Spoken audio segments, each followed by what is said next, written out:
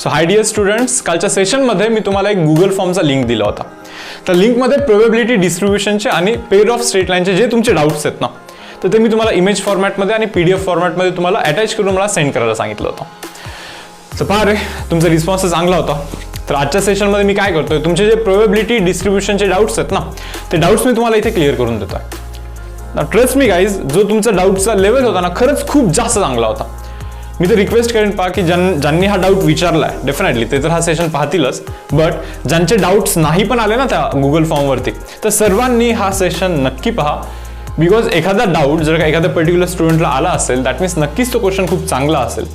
आणि इनफॅक्ट हे सर्व क्वेश्चन्स खरंच खूप जास्त चांगल्या लेवलचे आहेत. सो हा सेशन सर्वांनी इथे अटेंड करावं. कम्प्लीट सेशन पाहिल्यानंतर मला कमेंट सेक्शनमध्ये सांगा की हा सेशन कसा वाटला, क्वेश्चनची लेवल कशी वाटली, क्वेश्चनची क्वालिटी कशी वाटली, एक्सप्लेनेशन कसं वाटलं. आणि असे सेशन्स रेग्युलर बेसिसवरती मी इथे कंडक्ट करत राहू का, नाही का, doubt sessions. Okay, so definitely तुम्ही इथे कमेंट करून मला सांगतात. तर पहा रे, आता प्रोबॅबिलिटी डिस्ट्रीब्युशनचे जे काही तुमचे डाऊट्स होते त्यातले एक 2-3 डाऊट्स मी इथे स्किप करतोय. बिकॉज ते असे डाऊट्स होते की एक तर ते DPP मध्ये झाले होते, काही PYQs मध्ये झाले होते, बरोबर ना.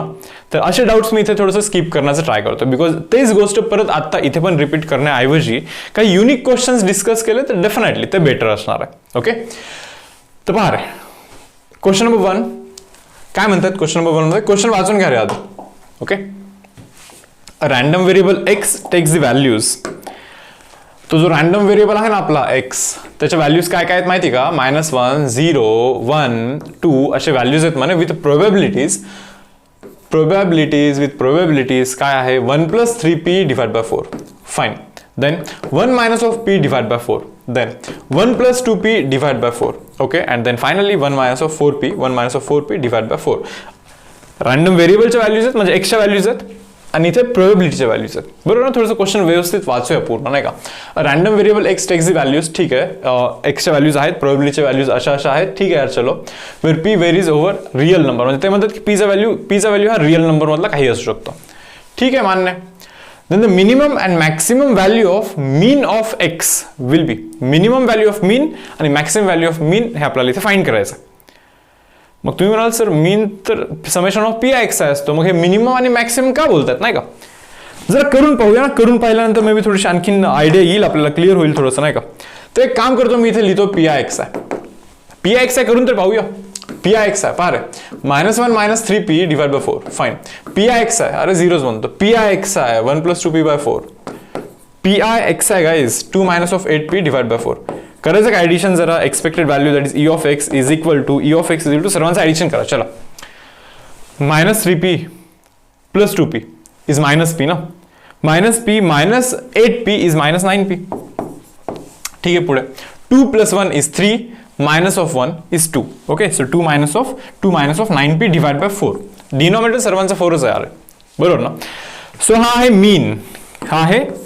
ओके, हे पाहून असं समजतं की मीनचा व्हॅल्यू p वरती डिपेंड करतं, बरोबर. मीनचा व्हॅल्यू p वरती डिपेंड करतं. मग तुम्ही म्हणाल सर p चा व्हॅल्यू फाइंड करून टाका ना, मग मीनचा डायरेक्टली व्हॅल्यूच निघतो. क्लिअर आहे. तर मी थोडंसं विचार करतो यार, चलो p चा व्हॅल्यू फाइंड करूया आणि मीनचा आपण व्हॅल्यूज फाइंड करूया. p चा व्हॅल्यू कसा फाइंड करतो आपण. सर्व प्रोबॅबिलिटीचा जो समेशन असतो तो असला पाहिजे 1, बरोबर ना. करायचं का यांचं सर्वांचं ऍडिशन. पहा 1 + 3p. ओके, बाय 4 आहे बरं. 1 - p. Okay, then 1 + 2p, 1 + 2p. Then 1 - 4p, 1 - 4p / 4, बरोबर ना. यांचं सर्वांचं ऍडिशन हा 1 असला पाहिजे. बट हे पाहून मला समजतं की 3p + 2p is 5p, -4p - p is -5p, 5p - 5p 0च होतो, नाही का. मग वरती राहतं 1 + 1, 2 + 1, 3 + 1, 4/4 तर 1च होतो यार. म्हणजे इथून इक्वेशन सॉल्व्ह होऊन p चा व्हॅल्यू निघतो असं होतच नाही, नाही का इथं. म्हणजे p चा व्हॅल्यू इथे निघतच नाहीये. म्हणजे तुम्हाला हे समजायचं आहे की p चा व्हॅल्यू इथून निघत नाही. दॅट मीन्स p च्या खूप साऱ्या व्हॅल्यू असू शकतात. म्हणजे अशी कोणती एक व्हॅल्यू नाही आहे p ची की जी या सर्व गोष्टींना किंवा याच्या ऍडिशन इज इक्वल टू 1 बनवते. अशा खूप साऱ्या p च्या व्हॅल्यूज आहेत मुलांना, इनफायनाइट व्हॅल्यूज आहेत p च्या, की हा ऍडिशन त्या इनफायनाइट p च्या व्हॅल्यूजसाठी 1च बनतो, नाही का. इथेपर्यंत समजतं का तुम्हाला की p चा व्हॅल्यू फिक्सच नाही ऍक्च्युअली. मग मला समजलं की हा म्हणून मे बी हे मिनिमम आणि मॅक्सिमम विचारतात, बरं. कारण की p चा व्हॅल्यू जर कमीत कमी p चा व्हॅल्यू टाकला, एकदम छोटा टाकला, सो 2 - एकदम छोटा, म्हणजे ओव्हरऑल तो क्वांटिटी मोठी बनेल ना. मग p चा व्हॅल्यू छोटा टाकला ना, so the mean value maximum बनेल. पीचा व्हॅल्यू जर मी खूप मोठा टाकला, 2 मायनस खूप मोठं मायनस करतोय, म्हणजे ओव्हरऑल गोष्ट फार कमी बनेल. हे झेपतंय का तुम्हाला? म्हणजे आता आपल्याला पीचा व्हॅल्यू शोधायचा आहे म्हणजे पीच्या व्हॅल्यूचा रेंज शोधायचा आहे. कमीत कमी पीचा व्हॅल्यू शोधायचा, जास्तीत जास्त पीचा व्हॅल्यू शोधायचा आहे, टाकायचा आहे आणि पाहायचं की एक्सपेक्टेड व्हॅल्यू, मीनचा व्हॅल्यू कुठून कुठे व्हेरी करतो. ठीक आहे यार, तर थोडंसं बघूया आता की कसं फाइंड करायचं नाही का, पीचा मिनिमम व्हॅल्यू, पीचा मॅक्सिमम व्हॅल्यू. काही आयडिया तर नाही की कसं फाइंड केलं पाहिजे, बस बघून तरी इतकंच वाटतं की 1 + 3p, हा जो 1 + 3p आहे ना, 1 + 3p, it should be lesser than or equal to 4 and it should be greater than or equal to 0. हे झेपतं का तुम्हाला? हे जे 1 + 3p आहे ना, तो 4 पेक्षा कमी पाहिजे. तुम्ही म्हणणार का? भाऊ हे 4 पेक्षा जास्त असतं समजा, तर 4 पेक्षा जास्त बाय 4 हे 1 पेक्षा जास्त होतं, आणि तुम्हाला माहिती प्रोबॅबिलिटी 1 पेक्षा जास्त नसते. यस, आणि ही व्हॅल्यू 0 पेक्षा जास्त पाहिजे, कारण की 0 पेक्षा जर का तो कमी असेल म्हणजे निगेटिव्ह असेल तर negative divide by 4 negative, probability cannot be negative. हे समजतं का तुम्हाला? हे असं असलं पाहिजे काय? हे असं असलं पाहिजे, नक्कीच असलं पाहिजे. मग तसं सांगा बरं, हे काय 1 - of p, 1 - of p, 1 - of p, it should be definitely lesser than equal to 4. याचा व्हॅल्यू 4 पेक्षा कमीच पाहिजे. अरे का? 4 पेक्षा कमी डिवाइड बाय 4 केलं तरच 1 पेक्षा कमी येणार. तो हे समजतं का तुम्हाला? आणि याचा व्हॅल्यू ना रे 0 पेक्षा जास्तच पाहिजे. पहा काय 1 2 3rd 1 हा वाला. आता तुम्ही सांगा बरं, हा 1 + 2p चा व्हॅल्यू, 1 + 2p चा व्हॅल्यू डेफिनेटली 4 पेक्षा कमी पाहिजे. खाली 4 आहे ना, 4 पण चालतो बरं, खरं तर 4 पण चालतो बरं, कारण की 4 जरी असेल तर 4/4 तो 1 बनेल. हा चालतो, काही प्रॉब्लेम नाही. सो 1 + 2p चा व्हॅल्यू 4 पेक्षा कमी पाहिजे आणि तो 0 पेक्षा नक्कीच जास्त पाहिजे. अँड सिमिलरली गाईज 4th 1 हा वाला काय रे 1 - of 4p चा व्हॅल्यू हा 4 पेक्षा नक्कीच कमी पाहिजे आणि हा नक्कीच परत 0 पेक्षा पण जास्त पाहिजे. सो मला असं वाटतं की आता जर आपण याला करूया सिम्प्लिफाय, बघूया सिम्प्लिफाय करूया. पीचे व्हॅल्यू म्हणजे हा पीचा व्हॅल्यू काय डिमांड करतो, हा पीचा व्हॅल्यू काय डिमांड करतो, हा पीचा व्हॅल्यू काय डिमांड करतो आणि तो पीचा व्हॅल्यू काय डिमांड करतो, आणि त्याच्यावरतून थोडंसं कन्क्लूड करूया आपण. तर पहा आता हा म्हणतोय, ओके पहा काय आता दोन्ही ठिकाणी -1 करून टाकतो. 0 - 1 कराल तर -1, अदरवाईज याला सेपरेट पण लिहू शकता काय तुम्ही असं, म्हणजे 0 laser than equal to 1 + 3p, बरोबर ना. तो 1 जातो तिकडे म्हणजे -1 होणार. So -1 should be lesser than equal to 3p. 3 जातो तिकडे डिवाइड होतो, म्हणजे p should be greater than equal to -1/3. हा म्हणतो की p चा व्हॅल्यू -1/3 पेक्षा जास्त पाहिजे. हा ठीक आहे, मान्य आहे. पुढे 1 + 3p guys, 1 + 3p should be lesser than equal to 4 ना, म्हणजे 3p should be lesser than equal to 4 - 1. That means 3p should be lesser than equal to 3. That means p should be lesser than equal to p should be lesser than equal to 1. इथे असं म्हणतात की p चा value 1 पेक्षा कमी पाहिजे. इथे पहिला सोल्युशन असं म्हणतं. सो हे असं म्हणतायत की p चा व्हॅल्यू -1/3 पेक्षा जास्त, ओके, आणि 1 पेक्षा कमी, बरोबर ना. हे असं पहिल्या प्रोबॅबिलिटीचं असं म्हणणं आहे, नाही का? बरोबर, ठीक आहे. याचं काय म्हणणं आहे पाहूया. असं p चा व्हॅल्यू शोधायचा आहे की जो सर्वांना सॅटिस्फाय केला पाहिजे, म्हणजे हा पण 1 पेक्षा कमीच असला पाहिजे किंवा 1 चालतं. ॲट द सेम टाइम सर्वांच्या व्हॅल्यूज पॉझिटिव्ह असल्या पाहिजे. असं नाही की याची व्हॅल्यू पॉझिटिव्ह ठेवायचं आणि यांचा विचार करायचा नाही, असं बिलकुल नाही आहे. सर्वांची व्हॅल्यू पॉझिटिव्ह पाहिजे आणि सर्वांची व्हॅल्यू 1 पेक्षा पण कमी पाहिजे, 1 किंवा 1 पेक्षा कमी पाहिजे. हे समजतं तुम्हाला? म्हणजे असा p चा व्हॅल्यू शोधायचा जो की सर्वांना सॅटिस्फाय करेल. एकदा करूया तरी, सर्वांच्या कंडिशन तरी पाहूया आपण. हा काय म्हणतोय भाऊ सेकंड, तो म्हणतोय 0 should be lesser than equal to 1 - of p. बरोबर आहे बाबा, 1 - of p should be lesser than equal to 4. ठीक आहे, हे काय म्हणतोय बघूया तरी जरा, नाही का. तर एक काम करतो मी, इथे 1 तिकडे जाऊन मायनस होतो. So -1 should be lesser than equal to -of b. But तुम्हाला माहिती असेल मायनस साईन ज्यावेळेस शिफ्ट करतो ना, हा इनइक्वालिटी साईन रिव्हर्स होत असतो. सो मायनस साईन तिकडे जाऊन +1 होणार, ओके, मायनस प्लस होणार. So 1 should be greater than equal to p असं होतं. म्हणजे याचा अर्थ काय रे बाबा, p should be lesser than or equal to 1 आहे, बरोबर आहे. p चा व्हॅल्यू 1 पेक्षा कमी आहे असं हे याचं डिमांड आहे ऍक्च्युली. इथे काय 4 जातो इकडे, 1 - of 4, otherwise -of p should be less than equal to 3, बरोबर ना. मायनस साईन तिकडे जातो, म्हणजे p should be greater than equal to -of 3. झेपतो का याचा डिमांड? तो म्हणतो p चा व्हॅल्यू -3 पेक्षा जास्त आणि 1 पेक्षा कमी, -3 पेक्षा जास्त आणि 1 पेक्षा कमी, असं याचा डिमांड आहे. याचं पण तर पहा ना. आता थोडंसं फास्ट करा काय, okay. So 0 less than equal to 1 + 2p, fine. 1 + 2p less than equal to 4, fine. So 1 जातो तिकडे, so -of 1 less than equal to 2p, okay बाबा, 2 तिकडे जातो. That means p should be greater than equal to -of 1/2. Yes, then इथे 2p should be less than equal to 1 तिकडे जातो, 3 बनतो. p should be less than equal to 3/2 बनतो, बरोबर. तर पाहिलं आता हा 4th कंडिशन काय म्हणतो, 0 should be less than or equal to 1 - of 4p. At the same time 1 minus of 4p it should be less than equal to 4. Okay, आता या दोन कंडिशनला सॅटिस्फाय करणारा पीचा व्हॅल्यू कोण आहे हे पहा. आता एक काम करू का रे, हा -4p जो आहे तो टाकतो मी तिकडे, हा -4p तिकडे टाकतोय, मग हा बनतो 4p तिकडे जाऊन. So 4p should be less than equal to 1. म्हणजे अरे p should be less than equal to 1/4 ना. झेपतं का हे? ऑर ओके, ऑर नाही सॉरी अँड इथं नाही का, म्हणजे पिझा असा व्हॅल्यू पाहिजे याला पण सॅटिस्फाय करेल याला पण सॅटिस्फाय करेल. सो पिझा व्हॅल्यू 1/4 पेक्षा कमी पाहिजे, 1/4 पेक्षा कमी पाहिजे. ॲट द सेम टाइम इथे पहा, इथे -4p should be less than equal to 3 करतो, 1 तिकडे जाऊन 4 - 1 is 3, बरोबर ना.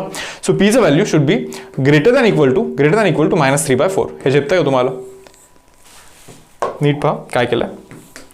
पहिली गोष्ट, जर हा मायनस साईन ज्यावेळेस तिकडे जातो तर लेसरचा ग्रेटर दॅन होत असतो आणि 4 तिकडे जाऊन डिवाइड होतो, 4 तिकडे जाऊन काय डिवाइड होतो, बरोबर. सो अशा पीच्या व्हॅल्यूज आहेत पहा इथे. आता सर्व पीच्या व्हॅल्यूज तुम्हाला पाहायचे आहेत, सर्व इथून सर्व पीच्या व्हॅल्यूज पाहायच्यात आणि कम्पेअर करायचं थोडंसं की कोणाचं काय डिमांड आहे. थोडंसं लेसर छोट्या व्हॅल्यूबद्दल मी जरा बघतोय नाही का. हा म्हणतोय की -1/3 पेक्षा जास्त पाहिजे. थोडंसं रिअल नंबर लाईन ड्रॉ करा, काय जागा पण आहे यार. तर पहा 0, ओके, -1 असेल इथे कुठेतरी, इथे 1 असेल, मे बी इकडे 2 असेल. हा म्हणतोय की -1/3 पेक्षा जास्त पाहिजे असेल यार, -1/3 इथे कुठेतरी असेल, -1/3 बरोबर ना, -0.33 त्याच्यापेक्षा जास्त पाहिजे, हा असा म्हणतोय. ठीक आहे चलो ओके. हा काय म्हणतोय बाबा, हा म्हणतोय -3 पेक्षा जास्त पाहिजे मला. -3 समजतं का, खूपच लांब आहे. -3 पेक्षा जास्त पाहिजे असं म्हणतोय. एक म्हणतोय -1/3 पेक्षा जास्त, एक म्हणतोय -3 पेक्षा जास्त. ठीक आहे चलो पुढे बघतोय जरा. हे काय म्हणतोय, हा म्हणतोय -1/2 पेक्षा जास्त पाहिजे. हे पहा -1/2 इथे असेल, -1/3 पण तिकडे पलीकडे असेल, -0.5 असतं, बरोबर ना. -1/2 पेक्षा जास्त पाहिजे असं म्हणतोय कोण, हा बरोबर. आणि फायनली हा काय म्हणतोय माहिती का, हा म्हणतोय की p should be greater than -3/4 म्हणून. -3/4 समजतं, -1/2च्या पण पलीकडे असतं, म्हणजे -3/4 पेक्षा जास्त म्हणतोय तो. हा सांगा कोणाचं ऐकणार आहे. असा पीचा व्हॅल्यू शोधायचा जो सर्वांना सॅटिस्फाय करेल. मला असं वाटतं की जरा डिमांड याचा जास्त आहे, हा वाला बरोबर ना. तो म्हणतोय -1/3 पेक्षा जास्त पाहिजे म्हणतोय, बरोबर. मग -1/3 पेक्षा जास्त व्हॅल्यू जर का तुम्ही घेतली पीची तर हा पण सॅटिस्फाय होईल, हा पण सॅटिस्फाय होईल आणि हा तर होईलच ना. तो तिथून जास्त त्याच्यापेक्षा जास्त म्हणतोय, हा तर आहेच ना. सो एक समजलं पाहिजे तुम्हाला की पीचं व्हॅल्यू -1/3 पेक्षा जास्त म्हणजे minimum value of P is -1/3, त्याच्यापेक्षा कमी नाही होऊ शकत तो. सो पीचा व्हॅल्यू जर का इथे मिनिमम टाकला, मिनिमम कमीत कमी टाकला तर ओव्हरऑल गोष्ट जी आहे ना, ओव्हरऑल जी गोष्ट आहे ना मुलांना, तर ती जास्तीत जास्त बनणार आहे. हे झेपतंय का तुम्हाला? पीचा व्हॅल्यू जर का मी इथे कमीत कमी टाकला तर ओव्हरऑल गोष्ट मुलांना जास्तीत जास्त बनणार. हे प्लीज तुम्ही समजून घ्या. मग एक काम करा, टाकून द्या ना -1/3 ना. हे पहा पीच्या जागी जर का मी इथे -1/3 टाकेन मुलांना, काय बनणार रे, मायनस प्लस बनणार. 3 3 जा, सो 3 + 2 इज 5/4 बनेल ना. तो आहे का इथे कुठे 5/4? काही रॉंग करतोय मी. e of x pix आहे समेशन, बरोबर ना. तर 3/1 मिनिट काय मी काहीतरी झोल करतो नाही का, 1 मायनस प्लस बनला, करेक्ट.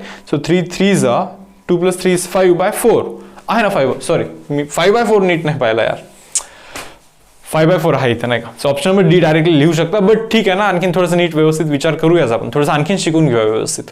ओके, एक गोष्ट क्लिअर आहे यार की आन्सर नंबर डी इथे 5/4 तर एकाच ठिकाणी दिसतोय, ऑप्शन नंबर डी हा करेक्ट असणारच आहे. आता ते काय म्हणतात आपल्याला, मिनिमम अँड मॅक्सिमम व्हॅल्यूज काय असतील मला. आपण आता मॅक्सिमम व्हॅल्यू फाइंड करा. नीट पहा काय, पीचा व्हॅल्यू कमीत कमी जेव्हा टाकतो आपण तेव्हा गोष्ट जास्तीत जास्त होणार इथली, कारण की हे निगेटिव्ह मध्ये, बरोबर ना.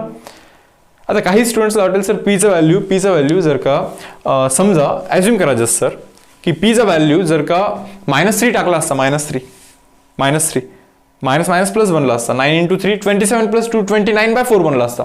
मग तुम्ही म्हणाल 29/4 तर खूप मोठा आहे ना सर, मग तो का आन्सर नाही. भाऊ पण पीचा व्हॅल्यू -3 टाकूच नाही शकत. पीचा असा व्हॅल्यू टाकायचा आपल्याला जो की सर्वांना सॅटिस्फाय करेल. असंही उचलून कोणताही व्हॅल्यू टाकणार असं कसं चालणार. मग मी तर -1000 टाकेन, बरोबर ना, खूप मोठा बनेल मग हा व्हॅल्यू, असं थोडी ना चालणार आहे. पीचा असा व्हॅल्यू टाकायचा जो सर्वांना सॅटिस्फाय करणार आहे नाही का. या ठीक आहे चलो ओके. आता मी विचार करतो की हा जो आहे याचा मॅक्सिमम व्हॅल्यू काय इथे पी आहे काय 9p. मी असा विचार करतोय की याचा ना सॉरी मॅक्सिमम व्हॅल्यू झाला होतं का, याचा मिनिमम व्हॅल्यू कमीत कमी व्हॅल्यू काय बनतो. आता याची व्हॅल्यू कमीत कमी करायची असेल तर पीचा व्हॅल्यू जास्तीत जास्त असला पाहिजे, कारण की निगेटिव्ह मध्ये जास्तीत जास्त केला तर ओव्हरऑल गोष्ट कमीत कमी बनेल. सो पीचा व्हॅल्यू मॅक्सिमम काय होऊ शकतो. हा म्हणतो की पीचा व्हॅल्यू 1 पेक्षा कमी बने. बघा आता इथे करतो मी परत आपल्याला असा पीचा व्हॅल्यू शोधायचा आहे जो सर्वांना सॅटिस्फाय करेल, नाही का.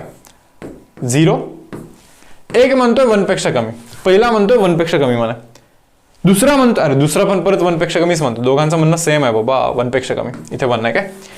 तिसरा म्हणतो 3/2 पेक्षा कमी, 3/2 पेक्षा कमी म्हणजे हा जरा पुढून 1.5 पेक्षा कमी असं म्हणतो. ठीक आहे यार, हा काय म्हणतोय, हा म्हणतो 1/4 पेक्षा कमी म्हणा. 1/4 तर इथे आहे ना, समजतं का. 0 नंतर 1च्या मध्ये 1/4 असेल, तो म्हणतो 1/4 पेक्षा कमी. मला असं वाटतं की याचा जरा जास्त डिमांड आहे, याचं ऐकायला लागेल आपल्याला, बरोबर ना.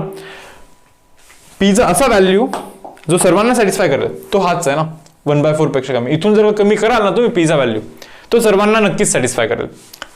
1/4 पेक्षा कमी म्हणजे 1 पेक्षा पण कमी, 1 पेक्षा पण कमी आणि 3/2 पेक्षा पण कमी होणारच आहे तो असे बाय डिफॉल्ट, नाही का. सो पी व्हॅल्यू 1/4 पेक्षा कमी असला पाहिजे. म्हणजे आपल्याला हे समजलं की पीचा व्हॅल्यू जर का 1/4 पेक्षा कमी, तर पीचा मॅक्सिमम व्हॅल्यू तो 1/4 असणार.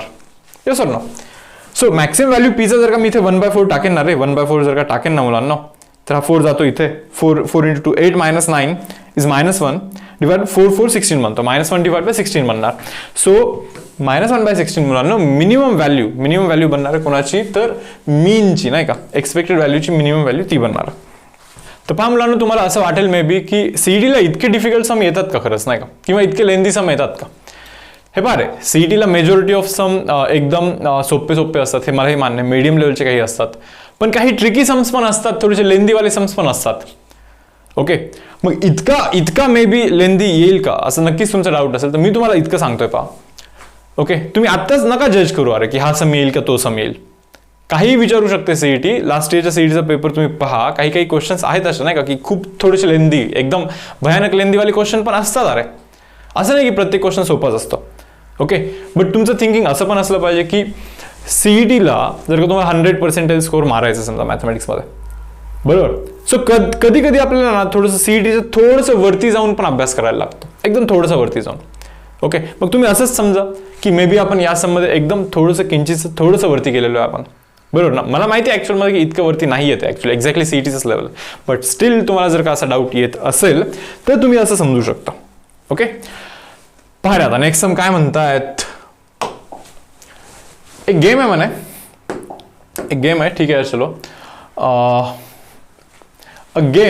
In a game a person is paid 5 rupees, म्हणजे पर्सनला 5 रुपये दिले गेले म्हणे. केव्हा, if he gets all heads or all tails when 3 coins are tossed. म्हणजे काय माहिती का, 3 जर का कॉइन टॉस केले, 3ही हेड पडले तर त्या पर्सनला 5 रुपये मिळणार, 3ही टेल पडले तर त्या पर्सनला परत 5 रुपये मिळणारच आहेत, नाही का. मी एक काम करतो, जरा लिहितो इथे एक्स पी ऑफ एक्स.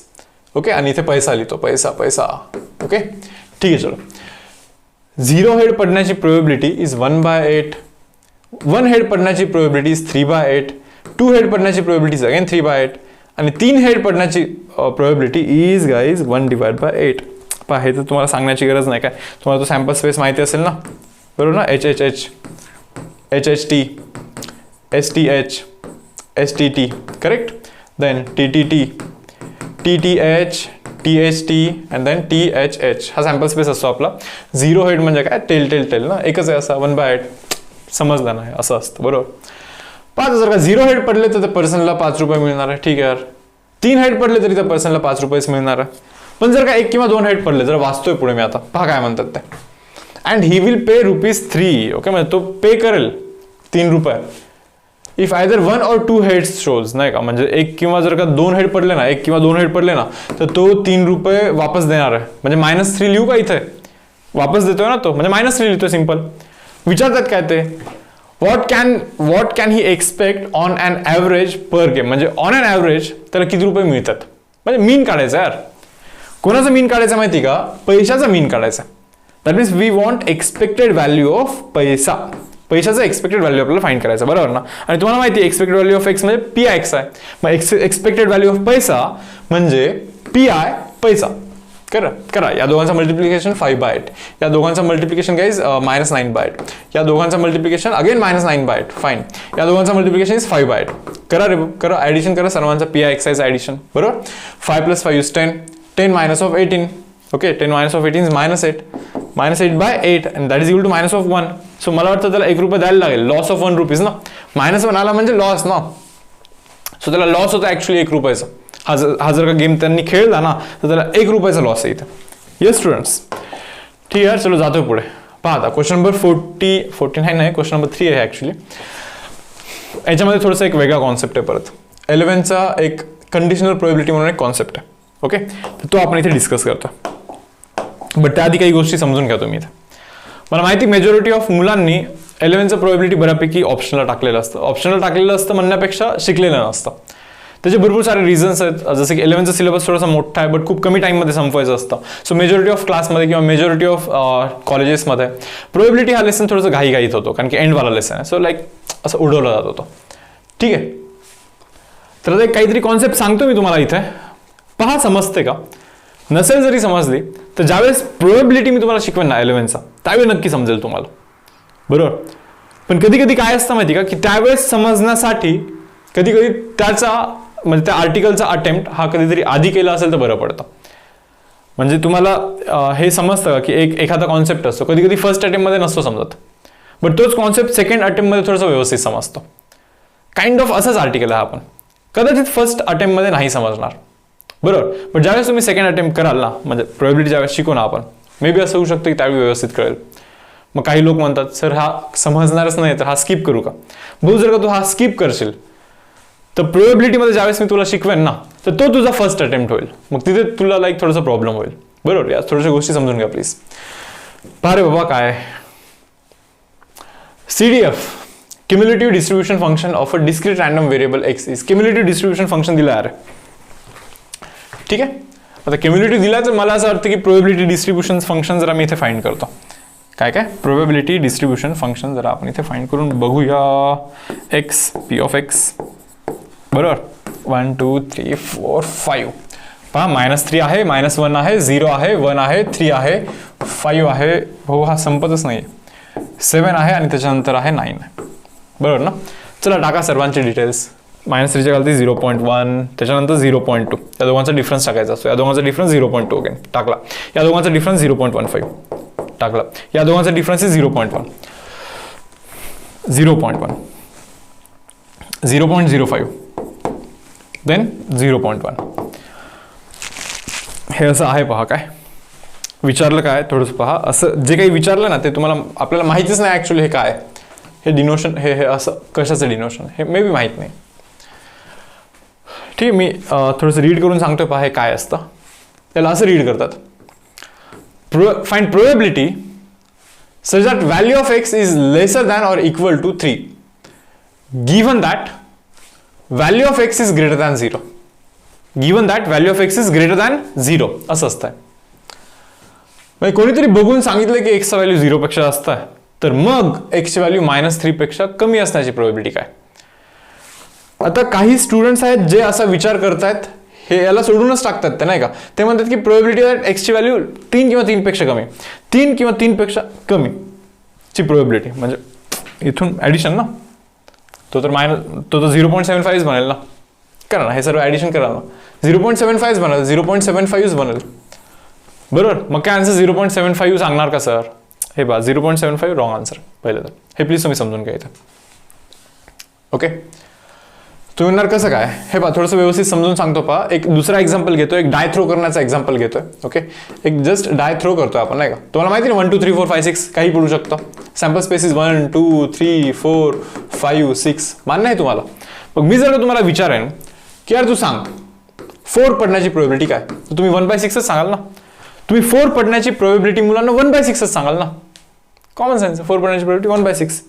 पण जर का मी तुम्हाला असं विचारेन, नीट पहा काय, फाइंड प्रोबॅबिलिटी दॅट 4 पडला पाहिजे और x ची व्हॅल्यू 4 असं लिहितो मी. म्हणजे x 4 पडला पाहिजे given that x greater than 3. याचं मिनिंग काय असं सांगतोय तुम्हाला. हे असं विचारतात आपल्याला, भाऊ 4 पडण्याची प्रोबॅबिलिटी काय, गिवन दॅट 3 पेक्षा जास्त पडलेला आहे. गिवन दॅट 3 पेक्षा जास्त पडलेलं आहे. असं समजा की एक डाय थ्रो केलाय, काही पडू शकतं, मान्य आहे मला. Okay, me as a third person जज करणार आहे की काय पडलं असेल, नाही का. पण मला तरी कोणी कानात येऊन सांगतोय, माझा फ्रेंड कानात येऊन सांगतोय, भाऊ मी ते बघितलंय 3 पेक्षा जास्त पडलंय, 3 पेक्षा जास्त पडलंय. तुम्हाला सांगतोय नाही का, तुम्हाला सांगतोय कानात येऊन. मग तुम्ही असंच समजा ना इथे की फाइंड प्रोबॅबिलिटी दॅट तिथे 4 पडला पाहिजे गिवन दॅट 3 पेक्षा जास्त पडलेलंच आहे नाही का.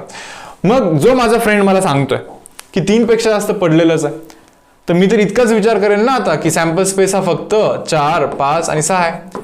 सॅम्पल स्पेस फक्त 4, 5, 6 आहे, इतकाच विचार करेन आता मी. सॅम्पल स्पेस फक्त आणि फक्त 4, 5, 6 आहे, इतकंच विचार करेन, कारण 3 पेक्षा जास्त पडलं आहे आणि मला सांगतोय. सो इतकाच विचार आहे माझा. आता याच्यामध्ये तर त्याच्यामधून 4 पडण्याची प्रोबॅबिलिटी शुड बी 1/3. बरोबर ना, 1/3 ना, 4 तर एकच आहे, डिवाइड बाय 3 टोटल आहे, सो 1/3 असला पाहिजे. मग पहा बरं 4 पडण्याची प्रोबॅबिलिटी वाढली की नाही. 1/6 होती ऍक्च्युअल मध्ये. बरं, मग जर का कोणी मला हेल्पच नसतं केलं तर मान्य तुम्हाला आहे, पण जर का कोणी मला हेल्प करत असेल, जर का कोणी मला इथे हेल्प करत असेल तर प्रोबॅबिलिटी पहा डेफिनेटली थोडीशी वाढली 4 पडण्याची, कारण की त्यांनी मला येऊन सांगितलं की असं असं झालेलं आहे सीन नाही का. समजलं का? ऍटलिस्ट याचा मिनिंग समजला का हे काय असतं. आता थोडंसं इथे येऊया आपण आणि पाहूया की हे काय सांगतात आपल्याला. याला कंडिशनल प्रोबॅबिलिटी बोलतो. बरं मुलांनो, कंडिशनल प्रोबॅबिलिटी. कंडिशनल का? कारण की एक कंडिशन दिलेली असते, म्हणजे तो माझा फ्रेंड पाहून कानात येऊन मला सांगतो, दॅट मीन्स कंडिशन आहे ती. बरोबर, ठीक आहे. हा म्हणतोय आपल्याला की find probability that value of x is lesser than or equal to 3. एक्सची value find probability that value of x is lesser than or equal to 3 given that 0 पेक्षा जास्त पडलाय. गिवन दॅट 0 पेक्षा जास्त पडलाय. ठीक आहे, 0 पेक्षा जास्त पडलाय म्हणजे 1 पडलाय, बरोबर ना, किंवा हे पडलं, असंच अर्थ आहे ना याचा, असंच अर्थ आहे ना. 0 पेक्षा जास्त पडलाय म्हणजे हा पडलाय, नाहीतर हा पडलाय, नाहीतर हा पडलाय, नाहीतर हा पडलाय. एवढीच पॉसिबिलिटी आहे ना इथे. हे झेपतंय का तुम्हाला? म्हणजे यांचा विषयच नाही आता. हे आपल्यासाठी ना पूर्णपणे गायब होणार आता, म्हणजे हे नाहीच तिथे प्रेझेंट. असंच तुम्हाला इथे समजायला लागेल. हे तुम्हाला इथे असंच समजायला लागेल. बरोबर. सो आपल्याला त्यांनी असं सांगितलंय की एक्सची व्हॅल्यू ही 0 पेक्षा जास्त आहे, म्हणजे एक्सची व्हॅल्यू म्हणजे एवढ्यातनंच काहीतरी झालेलं आहे. बरोबर, इथे सेम एवढ्यातनंच काहीतरी झालेलं आहे तिथे. एवढं गोष्ट मला समजलं. मग ते म्हणतात की तर मग यांच्यामध्ये कम्पेअर करून तुम्हाला सांग की 3 किंवा 3 पेक्षा कमी पडण्याची प्रोबॅबिलिटी काय. 3 किंवा 3 पेक्षा कमी पडण्याची प्रोबॅबिलिटी काय. मग तुम्ही हे डायरेक्ट असं ऍडिशन नाही करू शकत. बरोबर, 3 किंवा 3 पेक्षा कमी पडण्याची प्रोबॅबिलिटी म्हणजे या दोघांचं ऍडिशन 0.25 असं नाही होऊ शकत. आता याच्यासाठी करायचं काय असतं मी तुम्हाला सांगतो. एक रूल सांगतो, थोडंसं नीट पहा. आता इथे काय रूल आहे कंडिशनल प्रोबॅबिलिटीचा, मी इथे असं लिहितोय पहा. प्रोबॅबिलिटी दॅट ए इंटरसेक्शन बी. नीट समजा काय. प्रोबॅबिलिटी दॅट ए इंटरसेक्शन बी याचा मिनिंग काय माहिती का. इव्हेंट ए पण झाला पाहिजे आणि इव्हेंट बी पण झाला पाहिजे, दोन्ही झाले पाहिजे. It is equal to probability of event A into probability of event B given that A has already occurred. Okay. Dependent event बोलतो आपण याला. काय डिपेंडंट इव्हेंट आहे. डिपेंडंट आणि इंडिपेंडंट इव्हेंट बद्दल थोडंसं आपण डिस्कशन करतो इथं. ओके, पहा आता ए आणि बी एकमेकांवरती जर का डिपेंड करत असतील. ओके, तर मी बेसिक रूल तुम्हाला सांगितला आहे प्रोबॅबिलिटीचा याच्या आधी पण, बट इन केस माहिती नसेल तर लक्षात ठेवायचं. जेव्हा केव्हा आपण अँड यूज करतो तेव्हा आपल्याला मल्टिप्लिकेशनचं साईन यूज करायचं असतं, आणि जेव्हा केव्हा आपण ऑर यूज करतो तेव्हा आपल्याला इथे ॲडिशनचा साईन यूज करायचा असतो. केव्हा पण ऑर म्हणजे ॲडिशन, अँड म्हणजे मल्टिप्लिकेशन. हा एक बेसिक रूल आहे प्रोबॅबिलिटीचा. ओके, तर पहा काय म्हणणं आहे याचं. इव्हेंट ए पण झाला पाहिजे and at the same time event B पण झाला पाहिजे. ए पण झाला पाहिजे आणि बी पण झाला पाहिजे. समजतं का. ए पण झाला पाहिजे आणि बी पण झाला पाहिजे. इंटरसेक्शनचा तोच तर मिनिंग असतो. बरोबर ना. बेसिक हे पहा, मी इथे असं अज्युम करतो की तुम्हाला लाईक इंटरसेक्शनचे बेसिक्स वगैरे हे सर्व माहिती असतील नाही का. ए इंटरसेक्शन बी म्हणजे ए पण झाला पाहिजे, बी पण झाला पाहिजे. So probability that A intersection B means A आणि बी दोन्ही इव्हेंट झाले पाहिजे. म्हणजे काय, ए झाला पाहिजे ऍट द सेम टाइम म्हणजे अँड म्हणजे मल्टिप्लिकेशन. बी पण झाला पाहिजे म्हणजे बी होण्याची प्रोबॅबिलिटी ऑफ बी आहे given that A has already awkward. समजा एकमेकांवरती डिपेंड करत असतील ना ते, मग बी होण्याची प्रोबॅबिलिटी काय, ए झाल्यानंतर बी होण्याची प्रोबॅबिलिटी काय. ए झाल्यानंतर ए झालाय नाही का, आणि बी पण होण्याची प्रोबॅबिलिटी नाही का, म्हणजे ए झाल्यानंतर बी होण्याची probability of B given that A has already occurred. हे झेपतंय तुम्हाला. असं करायचं असतं. मग तुम्ही म्हणणार सर चलो एक्झाम्पल द्या. एक्झाम्पल दिलं तर थोडंसं आणखीन व्यवस्थित क्लिअर होईल ना तुमचं हे नाही का. ठीक आहे यार, मी एक एक्झाम्पल देतो. Probability that find probability that काय सांगू रे बाबा, असं समजा की 2 कार्ड्स काढलेत, आपण नीट समजून घ्या काय, 2 कार्ड्स काढलेले आहेत. दोन्ही cards say for example king असण्याची प्रोबॅबिलिटी काय, दोन्ही कार्ड किंग असण्याची प्रोबॅबिलिटी काय, बोथ कार्ड्स आर किंग.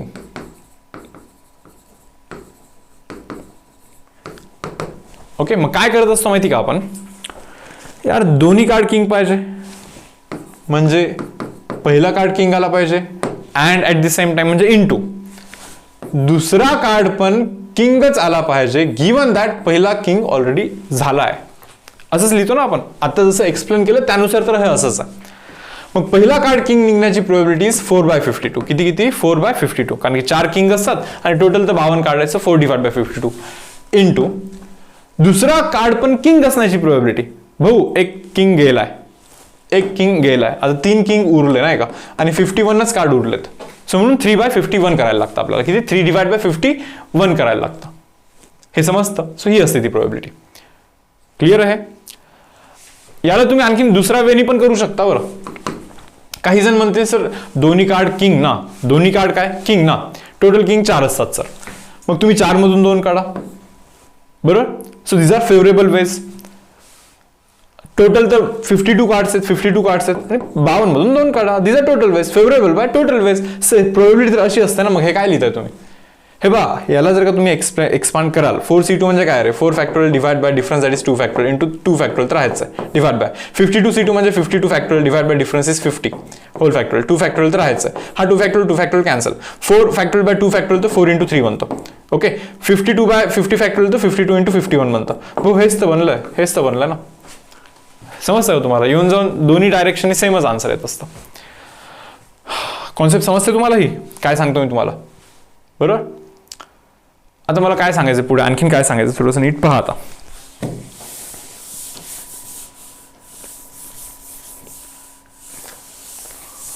तर तुम्हाला हे समजलं, probability of A intersection B it is equal to probability of A into probability of B given that A has already occurred.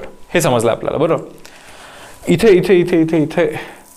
हे असं हे फाइंड करायचं, म्हणजे हे फाइंड करायचं, पहा probability of A given that B has already occurred, हे find करायचं, म्हणजे probability of B given that A has already occurred म्हणजे probability of A intersection B divide by probability of A. हे समजतं का तुम्हाला, बरोबर ना. मग हे थोडंसं रिलेट करतोय मी इथे जरा. इथे जे दोघे आहेत ना, हेच विचारलं गेलं ना आपल्याला, बरोबर ना. म्हणजे मी लिहू का रे मग इथे जरा, probability of x less than equal to 3 provided x greater than 0 it is equal to, हे जे काही विचारलं गेलंय ते इज इक्वल टू काय असतं माहिती का, या दोघांच्या ए आणि बीच्या इंटरसेक्शनचा प्रोबॅबिलिटी. यार ए आणि बी या दोघांचं इंटरसेक्शन काय, या दोघांचं इंटरसेक्शन म्हणजे दोघांना सॅटिस्फाय करणार कोण आहे. हा म्हणतोय 0 पेक्षा जास्त, हा म्हणतोय 3 किंवा 3 पेक्षा कमी. बघा काय 0 पेक्षा जास्त, 3 किंवा 3 पेक्षा कमी, म्हणजे हे दोघे ना. किती याची प्रोबॅबिलिटी 0.25 आहे. मग लिहा इथे 0.25 divide by probability of A म्हणतात ते, ए कुठे खाली, मग खालच्या वाल्याची प्रोबॅबिलिटी, म्हणजे एक्स इज ग्रेटर दॅन 0 वाल्याची probability. X is greater than 0 म्हणजे याची प्रोबॅबिलिटी किती रे बाबा, 0.15 प्लस 0.1 0.25 प्लस 0.1 0.35 प्लस 0.1 0.45 प्लस 0.05 0.5 किती बनतो 0.5 बनतो, बरोबर. हे कॅल्क्युलेशन कराल you will get 0.5 answer. So म्हणून आन्सर येतो पहा 0.5, ऑप्शन नंबर बी इथे आन्सर येतो. समजतं मुलांना हे. तर हे असं सीन आहे. आय होप तुम्हाला व्यवस्थित समजलंय. नसेल समजलं तर लक्षात ठेवायचं. आता काय असं जर का विचारलं बरोबर ना, तर काय करायचं माहिती का, दोघांच्या इंटरसेक्शनची प्रोबॅबिलिटी लिहायची वरती डायरेक्टली. तेच रे इंटरसेक्शनची प्रोबॅबिलिटी, म्हणजे एक्सची व्हॅल्यू 0 पेक्षा जास्त म्हणतात ना, म्हणजे एक्सची व्हॅल्यू 3 किंवा 3 पेक्षा कमी म्हणतात ना, हा म्हणजे याची प्रोबॅबिलिटी लिहायची वरती, डिवाइड करायचा. जो खाली आहे ना इथं 0 पेक्षा जास्त वाल्याची प्रोबॅबिलिटी जी काही असेल ती इथे लिहून टाकायची. डायरेक्टली तुम्हाला इथे आन्सर येतं. तर हा होता पहा क्वेश्चन. तर डाऊट कोणाचा होता, हा अजिंक्य सुपारे. ओके चलो भाई जातोय पुढे. पहा आता हा वाला काय क्वेश्चन आहे, समजत तर राहणार आहे, कारण की पहा थोडंसं आरामात एक्सप्लेन करतोय मी, कारण की ज्यावेळेस आता हे डाऊट्स ज्यावेळेस क्लिअर करायचे असतील तर ते थोडेसे 11च्या कॉन्सेप्ट पण मला इथे रिवाइज करायला लागतील. एकदम फास्ट उडवू नाही शकत असे डाऊट्स, बरोबर. तर लागेल टाइम थोडंसं जास्त, थोडंसं मोठं लेक्चर होईल. असं होईल की यार इतका मोठा लेक्चर होऊन पण लाईक 3 आणि 4 डिस्कस झाले, बरोबर ना, असं होऊ शकतं. पण पाहून घ्या की कंटेंट पण तसं आहेच, काय नाही करू शकत मी इथे. पहा, let x denote number of hours you study during randomly selected school day. ठीक आहे ना. एक्स म्हणजे काय, किती तास अभ्यास केला, नंबर ऑफ आवर्स की तुम्ही किती स्टडी केला. ठीक आहे, चलो okay. The probability that x can take value x has a following form. यार ठीक आहे, 0 तास अभ्यास करण्याची प्रोबेबिलिटी 0.1 आहे. समजलं तुम्हाला. अरे जी की सर्वात जास्त असते खरं तर, पण तिथे कमी म्हणतात. ठीक आहे, चलो पाहता इथं बघा एक्सच्या काय काय व्हॅल्यू येत नाहीत. पहा, एक्सची व्हॅल्यू 0 आहे, एक्सची व्हॅल्यू 0 आहे, एक्सची व्हॅल्यू 1 पण आहे, एक्सची व्हॅल्यू 2 पण आहे, एक्सची व्हॅल्यू 3 पण आहे आणि एक्सची व्हॅल्यू 4 पण आहे, बरोबर ना. म्हणजे 0 तास पण अभ्यास करतो तो, 1 तास पण करतो, कधी कधी 2 तास पण करतो, 3 तास पण करतो, 4 तास पण करतो, पण तो कधी 3.5 तास अभ्यास नाही करत. बरं, म्हणजे याच्यानुसार पहा नाही ते एक्सची व्हॅल्यू 3 और 4 आहे. 3 to 4 नाही, 3 or 4 आहे. म्हणजे एक तर 3 तास करतो नंतर डायरेक्टली 4 तास करतो. 3.5 वगैरे असं काही नाही करत. म्हणजे हा डिस्क्रीट रॅन्डम व्हेरिएबल आहे, हे समजून घ्या तुम्ही. इथं एक काम करतो, इथे प्रोबेबिलिटी ऑफ एक्स लिहितो. प्रोबेबिलिटी ऑफ एक्स इथे मी लिहितोय नाही का. काय रे बाबा प्रोबेबिलिटी ऑफ एक्स, 0 तास अभ्यास करण्याची प्रोबेबिलिटी 0.1 आहे. ठीक आहे. 1 तास अभ्यास करण्याची प्रोबेबिलिटी टाका इथे 1 के बनतो. 2 तास अभ्यास टाका इथे 2 के बनतो, बरोबर. 3 तास अभ्यास करण्याची टाका 2 के बनतो. 4 तास अभ्यास करण्याची 4 टाका के बनतो. Otherwise probability 0. मग काय म्हणतात ते, probability that you study for at least 2 hours. At least 2 hours म्हणजे काय, ॲटलिस्ट 2 hours म्हणजे 2 किंवा 2 पेक्षा जास्त तास अभ्यास ना. करा यांचं ॲडिशन किती बनतो, 2k + 2k 4k + k is 5k. So answer should be 5k, बरोबर ना. बट के ची पण तर व्हॅल्यू फाइंड करायला लागेल ना रे. मी तुम्हाला म्हणतो सर्व probabilities addition should be equal to 1. 5k + k is 6k. 6k + 0.1 should be equal to 1. That means 6k should be 0.9. That means k should be equal to 0.9 divided by 6. That means k should be equal to guys 9 divided by 60. बरोबर केलं ना. टाका तिथे 9/60. 9 into 5 is 45 divided by 60 करायला लागेल तुम्हाला. So answer is 45/60. 15 चा table, 15 3 45, 15 4 60. So 3/4 असा आन्सर पाहिजे, म्हणजे 0.75 आपला इथे आन्सर पाहिजे मुलांना. ओके, चलो जातो मी पुढच्या समवरती. पहा नेक्स्ट सम काय म्हणतात इथे. पहा एक नवीन कॉन्सेप्ट आहे, परत युनियनचा कॉन्सेप्ट आहे. ओके, पहा काय म्हणतात. Random variable has probability distribution. एक रॅन्डम व्हेरिएबल एक्स आहे, जर की प्रोबेबिलिटी डिस्ट्रीब्युशन त्यांनी दिला आहे, मान्य. ते म्हणतात एक इव्हेंट आहे ई. ठीक आहे यार, बरोबर. इव्हेंट ई काय आहे, x is a prime number असं डिमांड आहे त्या इव्हेंटचा. ठीक आहे. एक दुसरा इव्हेंट आहे एफ, त्याचा डिमांड काय, एक्सची व्हॅल्यू 4 पेक्षा कमी असं त्याचा डिमांड आहे. ठीक आहे यार, okay. Then the probability that E union F याची प्रोबेबिलिटी काय असेल असं ते म्हणतात, बरोबर. तुम्हाला हे समजतं का रे. हा असतो ए, हा असतो बी, बरोबर. ए युनियन बीचा अर्थ काय असतो माहिती का. ए युनियन बीचा मिनिंग असतो की हा म्हणजे ए आणि बी मधलं सर्व मिळून मिसळून सांगायचा आन्सर, नाही का. मग सांगा ई म्हणजे काय. ई म्हणजे काय, एक्स इज प्राईम नंबर. सांगा प्राईम नंबर कोण आहे तिथे. 1 आहे, ओके. 2 आहे, सॉरी प्राईम नंबर यार 2 पासून सुरू होतो ना. 2 देन 3 देन 5 देन 7 हे प्राईम नंबर आहे. एफ काय रे, एफ काय, एफ एफ एफ एफ काय. एफ म्हणतात एफ म्हणजे एक्सची व्हॅल्यू 4 पेक्षा कमी म्हणजे एफ. 4 पेक्षा कमी म्हणजे कोण आहे, 1 आहे, 2 आहे, 3 आहे. या दोघांचं युनियन करतो. युनियन म्हणजे मिळून मिसळून जायचं, नाही का, सर्व काही. So E union F it is equal to, E union F it is equal to म्हणजे दोघांचं कॉम्बिनेशन म्हणजे मिळून सर्व, नाही का. काय बनतं रे, 1 देन 2 तर दोघांकडे, 3 पण लिहिलं पाहिजे दोघांकडे, 5 आणि 7 पण लिहायला लागतं तुम्हाला, कारण की दोघांचं ऍडिशन करून लिहितो आपण. सो 1 2 3 5 7 काय काय, E union F it is equal to 1 2 3 5 7. आता याची प्रोबेबिलिटी काढा म्हणतात ते.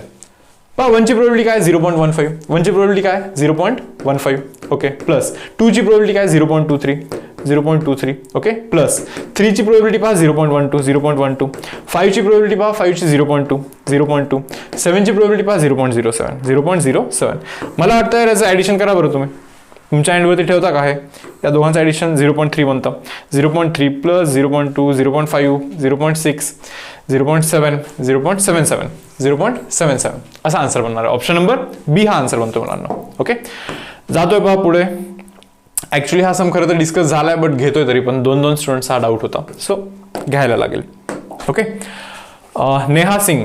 तर नेहा तू पहा काय, तू 5 एक काहीतरी क्वेश्चन विचारलेले ॲक्च्युली, बट त्यातले मेजॉरिटी ऑफ क्वेश्चन आहेत बरं, म्हणजे DPP मध्ये वगैरे एक्सप्लेन केलेले आहेत. सो मी तुला जस्ट सजेस्ट करतोय की तू व्हिडिओज पण पाहशील आधीचे, नाही का, तुला तिथून तुझे डाऊट्स जे आहेत ना ते नक्की तुला तिथे क्लिअर करून मिळतील. PYQ मध्ये असतील ना तर DPP मध्ये असतील, बट मला आठवतं की नक्कीच क्वेश्चन झालेले आहेत. तर आता हा वाला पाहणे ते काय म्हणतात, then standard deviation is probability mass function दिलं आहे, प्रोबॅबिलिटी डिस्ट्रीब्युशन फंक्शन दिलं आहे. ते विचारतात आपल्याला की स्टँडर्ड डेव्हिएशन काय. स्टँडर्ड डेव्हिएशन म्हणजे तर आधी व्हेरियन्स काढायला लागेल ना. व्हेरियन्स अंडररूट केलं की स्टँडर्ड डेव्हिएशन निघतो, बट व्हेरियन्स म्हणजे काय असतो रे, समेशन ऑफ PI XI चा square minus of summation of PI XI चा होल स्क्वेअर. मान्य तुम्हाला? PI XI करूया आधी. PI XI सोपं असतं नाही का. PI XI PI XI PI XI PI XI PI XI 1/n 2/n 3/n n/n. PI XI काय माहिती ना, PI XI हा 1/n plus 2/n plus 3/n up to n/n आणि याचा होल स्क्वेअर हा PI XI. फाईन. इथे काय म्हणतोय भाऊ, PI XI चा स्क्वेअर म्हणे. हे बघा, PI XI चा स्क्वेअर म्हणजे 1/n इंटू 1 स्क्वेअर म्हणजे 1 square by n. Okay, plus summation 1/n into 2 square म्हणजे 2 स्क्वेअर बाय n ना, 2 square by n plus 3 square by n so on n square by n. This is guys summation addition of PI XI square. Okay, आता हे calculation करायचं आहे आपल्याला हे माहिती आहे 1 square plus 2 square plus 3 square plus 4 square up to n स्क्वेअरचा value असतो n into n plus 1 into 2n plus 1 divide by 6 value असतो. अरे तो माहीत नसेल तर लिहून घ्या. हे 1 square plus 2 square plus 3 square up to n square याचा व्हॅल्यू असतो n into n plus 1 into 2n plus 1 by 6 असं असतं बरं. आणि होल डिवाइड बाय n तर राहायचं सोबत. मायनस करतो इथे. हे पहा 1 plus 2 plus 3 plus 4 up to n याचा आन्सर असतो n into n plus 1 whole divide by 2. खालती जर n आहेच ना रे, आणि याचा होल स्क्वेअर आणि याचा होल स्क्वेअर बरोबर. हा पण formula 1 plus 2 plus 3 plus 4 1 plus 2 plus 3 plus up to n याचा व्हॅल्यू असतो n into n plus 1 divide by 2. हे असं असतं याचा आन्सर. ठीक आहे, काही कॅन्सल होतं का पहा रे, इथे n कॅन्सल होतो बरोबर ना. मग वरती काय राहणार आहे 2n स्क्वेअर. हे पहा 2n square plus n plus 2n that is 3n plus 1 just divided by 6. Okay fine. Minus n cancel करा, n प्लस 1 चा whole square that is equal to n square plus 2n plus 1 divide by 2 चा square कराल तर इथे 4 बनेल. So मला काय वाटतं यार की आता इथून पुढे तुम्ही सिम्प्लिफाय करू शकता का, की करून दाखवतोय पण करा क्रॉस मल्टिप्लिकेशन. ओके, 4 इथे जातो 8n स्क्वेअर बराबर plus 12n plus 4 minus of n square आहे ना, हा minus of 6n square plus 12n plus 6 plus म्हणजे मायनस आहे यार, हे खरं तर मायनस आहे आतमध्ये पण जाणार आहे बरोबर होणार आहे. तर इथे लिहू का मायनस डायरेक्टली, इथे लिहू का minus minus of 6 divide bye खालती बनणार आहे 24 बनणार आहे बरोबर. 8n square minus 6n square is 2n square. Done. काय कॅन्सल होतं का, 12n minus 12n cancel. 4 minus of 6 is minus of 2 divide by 24 आहे नाही का. वरतून 2 कॉमन करा बरं, n square minus of 1 divide bye खालती 12 बनतं. 2 आणि 24 ला कट करा नाही का. सो याचा अंडररूट करा म्हणजे हा बनतो standard deviation. n square minus 1 by 12 n square minus 1 n square minus 1 by 12 n square minus of 1 divide by 12 हा बनतो स्टँडर्ड डेव्हिएशनचा आन्सर. ओके, ठीक आहे. पुढचा सम पहा आता. नेक्स्ट सम काय म्हणतात, तुम्हाला इथे प्रोबॅबिलिटी डिस्ट्रीब्युशन टेबल फाइंड करायला लागेल. पहा, probability mass function of random variable x is given as. ठीक आहे, म्हणजे ते काय म्हणतात माहिती का, एक टेबल त्याला ड्रॉ करा आधी तुम्ही. तर इथे लिहितात एक्स, इथे लिहितात पी ऑफ एक्स बरोबर. देन द व्हॅल्यू ऑफ के विचारतात. ठीक आहे चलो ओके. ते म्हणतात एक्सची व्हॅल्यू जर का 0 असेल, पहा एक्सची व्हॅल्यू जर का 0 असेल तर प्रोबॅबिलिटी आहे 3k क्यूब. ओके, एक्सची व्हॅल्यू जर का 1 असेल तर probability 4k minus of 10k square. Done. एक्सची व्हॅल्यू जर का 2 असेल मुलांना तर 5k minus of 1 5k minus of 1 एक्सची व्हॅल्यू जर का एक्स म्हणजे हे सोडून या व्यतिरिक्त आणखीन काही असेल तर प्रोबॅबिलिटीचा आन्सर 0 असेल. बट तुम्हाला माहिती summation of probability should be equal to 1. या प्रोबॅबिलिटीचं ॲडिशन 1 असला पाहिजे म्हणजे 3k cube plus 4k minus of 10k square plus 5k minus of 1 या सर्व प्रोबॅबिलिटीचं ॲडिशन हा 0 असला पाहिजे मुलांना. सॉरी हो 1 असला पाहिजे. प्रोबॅबिलिटीचं ॲडिशन 1 असला पाहिजे. काही होतं का पहा बरं. 3k cube okay -10k², okay बाबा. 4k + 5k 9k it should be equal to 2. -1 तिकडे टाका, +1 बनतो, तिकडे 2 बनतं नाही का. आता मी तर तुम्हाला इतकंच म्हणतो यार की हे जर का तुमच्याने नसेल सॉल्व्ह होत, मे बी नाही होणार सॉल्व्ह, बरोबर ना, तर जास्त काही लोड नका घेऊ. ऑप्शनमधला कोणता व्हॅल्यू केचा याला सॅटिस्फाय करतो इतकंच चेक करा फक्त. ऑप्शनमधला कोणता केचा व्हॅल्यू याला सॅटिस्फाय करतो इतकंच चेक करायचं आहे. आणि ते पण चेक करते मी, पहा नीट लक्ष द्या सिक्वेन्स कसा आहे. हे बिलकुल पण चेक नाही करायचं का, कारण की जर का केच्या जागी जर का मी इथे 2 टाकला, 2^3 8, 8 × 3 24, प्रोबेबिलिटी 24 कसा काय 1 पेक्षा जास्त नाही होऊ शकत ना. हे पण चेक नाही करणार आहे मी, कारण की 1 जर का टाकला तुम्ही इथे 1^3 भाऊ 1 × 3 3, प्रोबेबिलिटी 3 कशी बनणार आहे, नाही बनवू शकत. हे तुम्हाला आधी समजून घ्यायचं, बरोबर ना. आता याच्यानंतर या दोघांना चेक करा यार की या दोघांमधला कोणता सॅटिस्फाय करून टाकेल नाही का. तर एक तर 1/3 टाका, नाही तर 2/3 टाका. 1/3 टाका बरं, इथे 1/3 मला वाटतं 1/3 होऊन जाईल कदाचित. 3 1/3 टाकाल तर 1/27 बनणार हा. -10 1/3 टाकाल तर 1/9 बनणार. 1/3 टाकाल तर इथे 3 बनणार आहे. करून पहा हे ॲडिशन, हे 2 बनतं का, कसं करणार. 1 इथे 9 बनणार, बरोबर ना. So 1/9 - 10/9 is -9/9 is -1 + 3 is 2. Done. So answer should be 1/3. फक्त 1/3 चा कोणाला प्रॉब्लेम नको बरं, हे पण नीट चेक करा. काय 1/3 जर का मी इथे टाकेन तर चेक करा सर्व ठिकाणी प्रोबेबिलिटी निगेटिव्ह तर नाही बनत ना, इतकं चेक करायला लागतं तुम्हाला. ओके.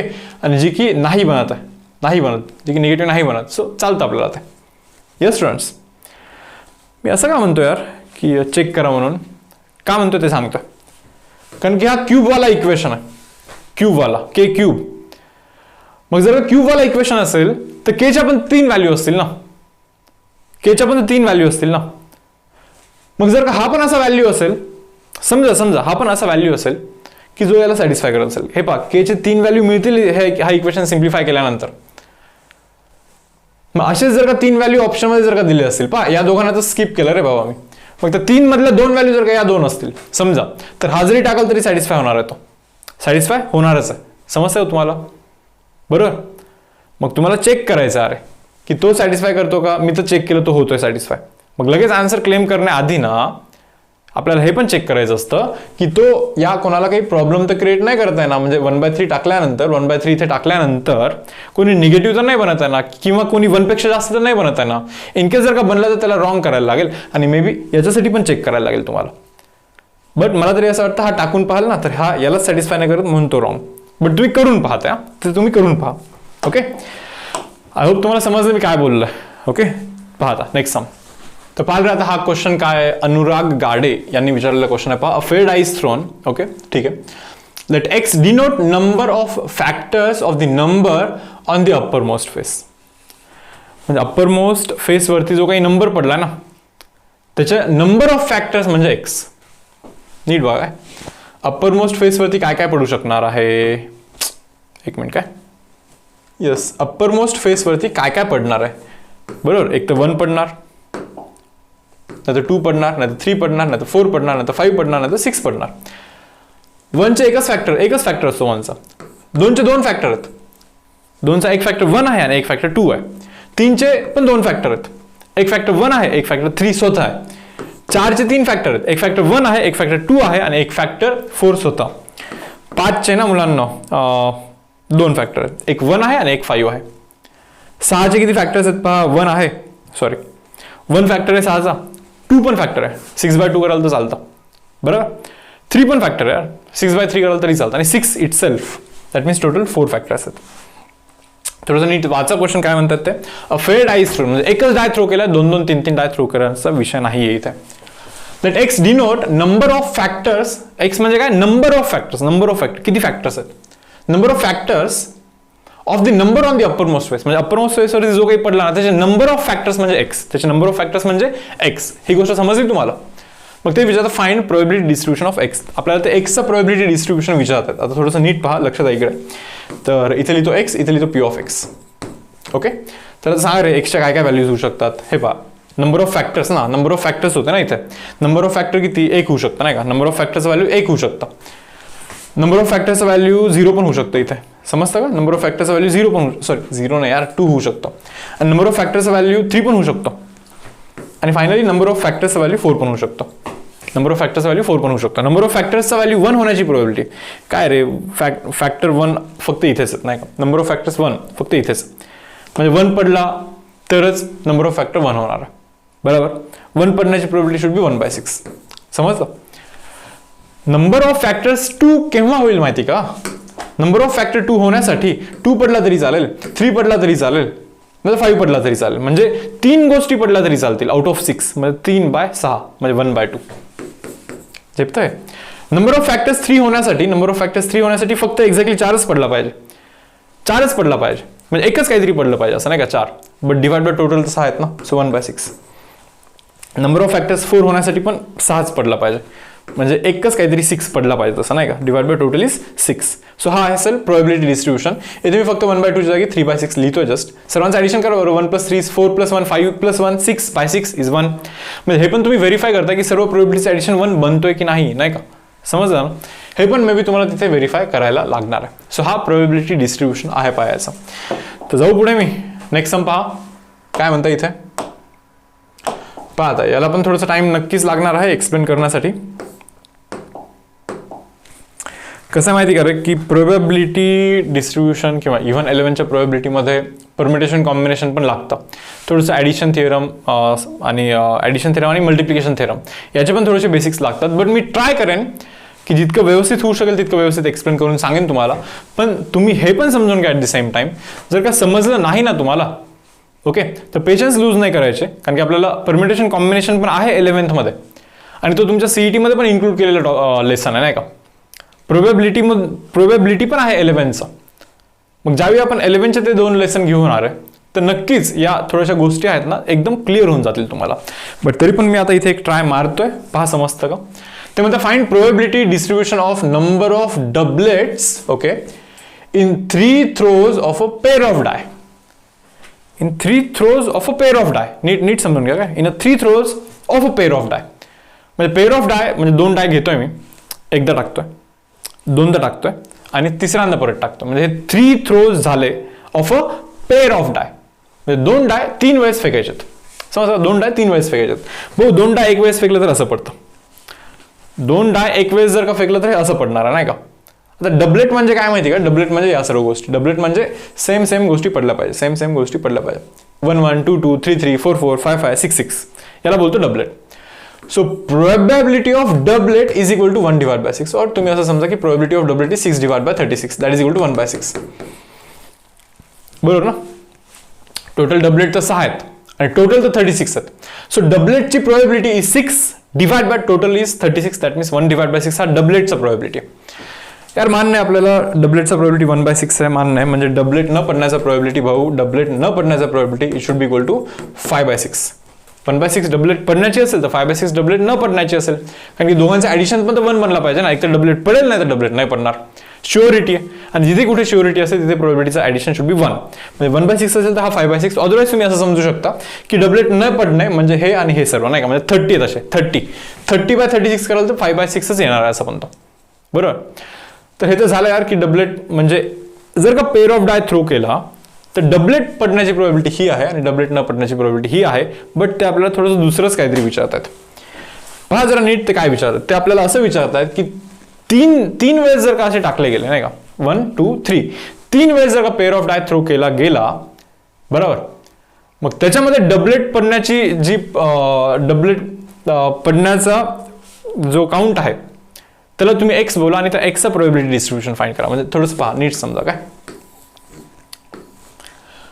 मी तुम्हाला इतकंच विचारतो आता सिंपल की जर का 3 वेळेस मी जर का थ्रो केलं रे असं बरोबर, असं होऊ शकतं का. 1 वेळेस 2 वेळेस 3 वेळेस थ्रो केला, पहिल्या वेळेस पण डबलेट पडला ओके, दुसऱ्या वेळेस पण डबलेट पडला यस, तिसऱ्या वेळेस पण डबलेट पडला. होऊ शकतं का असं. होऊ शकतं ना. का नाही होणार, होऊ शकतं. आणि डबलेट पडण्याचा जो काउंट आहे त्याला बोलतात x. पहा find probability distribution of number of doublet. Number of doublet म्हणजे डबलेट पडण्याच्या काउंटला बोलतो आपण x. यार 3 वेळेस पण डबलेट पडू शकतो काय, 2 वेळेस पण डबलेट पडू शकतो, 1 वेळेस पण डबलेट पडू शकतो आणि 0 वेळेस पण डबलेट पडू शकतो. हे समजतंय का. असं होऊ शकतं नाही का. म्हणजे 3 वेळेस आपण थ्रो केलाय पेअर ऑफ डाय, 1 वेळेस पण डबलेट नाही. पहिल्या वेळेस पण नाही, दुसऱ्या वेळेस पण नाही, तिसऱ्या वेळेस पण डबलेट नाही पडला. ठीक आहे. थ्रो केलाय पेअर ऑफ डाय 3 वेळेस, पहिल्या वेळेस नाही पडला, दुसऱ्या वेळेस मे बी डबलेट पडला, तिसऱ्या वेळेस पडला, तिसऱ्या वेळेस पण मे बी नाही पडला डबलेट, म्हणजे एक वेळेस डबलेट होऊ शकतो, पॉसिबल आहे, एक वेळेस डबलेट पण पॉसिबल आहे. सो गोष्टी तरी समजतात का तुम्हाला की हे असं असं आहे नाही का. आता मी एक काम करतोय, 0 वेळेस डबलेट पडण्याची प्रोबॅबिलिटी काय. 5/6 नका लिहू डायरेक्टली, नीट समजून घ्या काय. 0 वेळेस डबलेट, हे पहा प्रोबॅबिलिटी ऑफ 0 डबलेट म्हणजे एक वेळेस पण डबलेट नाही पडत, म्हणजे पहिला अटेम्प्ट केला डबलेट नाही पडला, डबलेट नाही पडला, and at the same time म्हणजे इंटू दुसरा अटेम्प्ट केला, अरे यार तरी पण डबलेट नाही पडला, and at the same time तिसरा अटेम्प्ट पण केला आणि तरी पण डबलेट नाही पडला. समजतं का तुम्हाला. इंटू करायला लागतं इथे, अँड आहे म्हणून नाही का. एक वेळेस पण डबलेट नाहीये नाही का, म्हणजे 0 वेळेस डबलेट असण्याची प्रोबॅबिलिटी, 0 वेळेस डबलेट असण्याची प्रोबॅबिलिटी. 3 वेळेस एक्सपेरिमेंट झाला आपला, एक वेळेस पण डबलेट नाही पडत आहे, बरोबर. म्हणजे पहिल्या वेळेस पण नाही पडला, दुसऱ्या वेळेस पण नाही पडला, ऍट द सेम टाइम तिसऱ्या वेळेस पण नाही पडला, अँड आहे म्हणून इथे मल्टिप्लिकेशन आहे, बरोबर. सो डबलेट न पडण्याचा probability is guys 5/6 into again 5/6 into again 5/6 and that is equal to 5 is 125/216. Okay, 125/216 हे झेपतोय तुम्हाला. आता आणखीन एक सोपं सांगू का मी तुम्हाला, आणखीन एक काय पहा, 3 वेळेस डबलेट पडणं हे पण फार सोपं आहे, याची प्रोबॅबिलिटी काढणं पण सोपं आहे.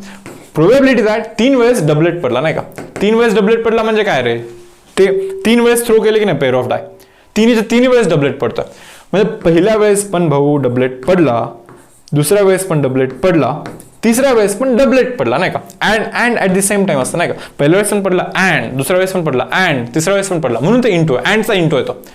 रूल सांगितला होता मी तुम्हाला, अँड बोललं की मल्टिप्लिकेशन, अँड बोलला की मल्टिप्लिकेशन, ऑर बोलला की ऍडिशन, हे समजून घ्यायचं फक्त. अँड म्हणजे मल्टिप्लिकेशन, ऑर म्हणजे ऍडिशन. मग पहा आता काय, पहिल्या वेळेस डबलेट पडला, डबलेट पडण्याची 1/6 आहे भाऊ, परत 1/6, परत 1/6, दॅट मीन्स 1/216. Okay, so 1/216. आता राहतात फक्त या दोन गोष्टी नाही का. बघूया आता त्याचं पण काहीतरी होईलच नक्कीच. पहा आता काय म्हणतात. तर ना रे, हे ॲक्च्युअलमध्ये परमिटेशन कॉम्बिनेशनचं थोडंसं बेसिक आहे. परमिटेशन कॉम्बिनेशनमध्ये असे थोडेसे केसेस बनवत असतो आपण. ओके, जर का नाही समजलं तर प्लीज आता मला दोष नका देऊ याचा, कारण की मे बी तुम्हाला परमिटेशन कॉम्बिनेशन इतकं व्यवस्थित नसेल येत, म्हणून कदाचित हे थोडंसं समजणे अवघड बनत असेल, असं होऊ शकतं. आणि असं पण आहे बरं की मे बी ते तुम्हाला अशी स्टेज आहे का पहा काय, मे बी तुम्हाला हे नाही येतं करता. ओके, पण ज्यावेळेस मी तुम्हाला एक्सप्लेन करून सांगेन, तुम्हाला वाटेल की अरे हा समजलं, सोपं आहे नाही का. ओके, पण परत ज्यावेळेस तुम्हाला असाच क्वेश्चन विचारला जाईल, परत नाही सुचत. परमिटेशन कॉम्बिनेशनचं हे आहे बरं असं की कोणी सांगितलं ना एक्सप्लेन करून की वाटतं हा बरोबर असं आहे. ओके, पण ते स्वतः करायला थोडंसं नसतं येत, असं आहे. परमिटेशन कॉम्बिनेशन या लेसन बद्दल तरी हे असं आहे एक बेसिक, बरोबर. आता पहा, समजतं तुम्हाला. पॉज करा ना व्हिडिओ, तुम्ही करून पहा, करा. प्रोबॅबिलिटी ऑफ 1 डबलेट करून पहा तुम्ही, प्रोबॅबिलिटी ऑफ 1 डबलेट करून पहा, बघू येतं का तुम्हाला. ओके, आणि त्याच्यानंतर हे प्ले करा. Probability of 1 doublet guys. आता एक वेळेस डबलेट पाहिजे म्हणजे काय, पहिला डबलेट पडला, दुसऱ्यांदा नाही पडला, तिसऱ्यांदा पण नाही पडला, और काय, पहिल्यांदा नाही पडला, दुसऱ्यांदा पडला, तिसऱ्यांदा पण नाही पडला, और आणखीन एक केस असू शकते ना की पहिल्यांदा नाही पडला,